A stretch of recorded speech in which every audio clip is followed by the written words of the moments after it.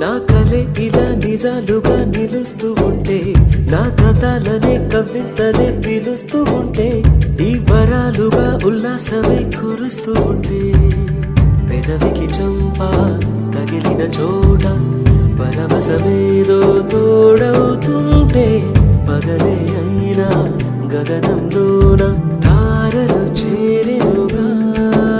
నిజంగా నేనేనా ఇలా నీ జలలో ఉన్నా? ఇదంతా ప్రేమేనా? ఎన్నో వింతలు చూస్తున్నా ఎదలో